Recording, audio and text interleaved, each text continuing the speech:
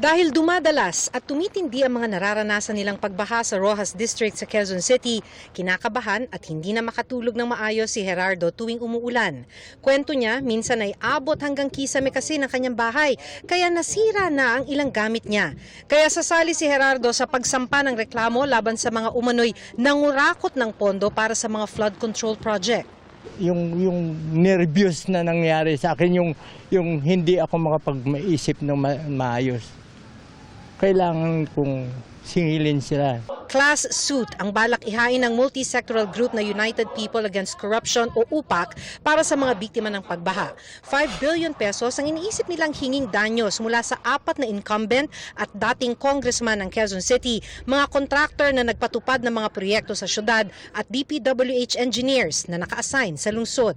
We have to file a class suit wherein meron kami bawat isa ditong sektor na magre-represent nung sektor na yon. Paano mo i-distribute? We can leave that to the discretion of the court.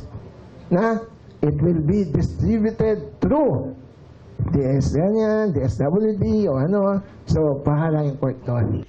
Kasama rin sa mga magrereklamo ang mga tsuper na apektado rin ng mga baha. Hindi lamang po kami nawawalan ng kita, malulubog na yung aming mga sasakyan sa baha. Ano ang epekto?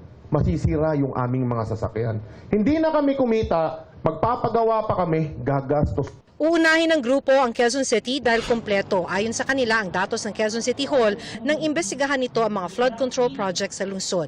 Lumabas sa investigasyon ng City Hall na umabot sa 17 billion pesos ang flood control projects na hindi idinaan sa kanila. Marami sa mga ito ay substandard o ghost project. Imagine pag lumusot yung demandan to sa Quezon City, gagayahin sa iba yan.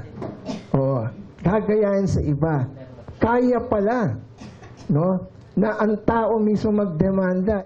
Sabi ni DPWH Secretary Vince Dizon, handa silang magbigay ng mga dokumentong makakatulong sa ihahaing kaso.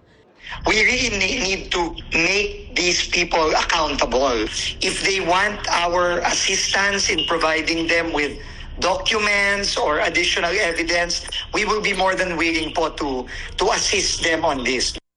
Ayon sa opisina ni Quezon City 5th District Congressman PM Vargas na isa sa mga balak ireklamo, pag-aaralan muna nila ito bago magbigay ng pahayag. Sinusubukan din namin kunan ng pahayag ang iba pang pinangalanan ng grupo.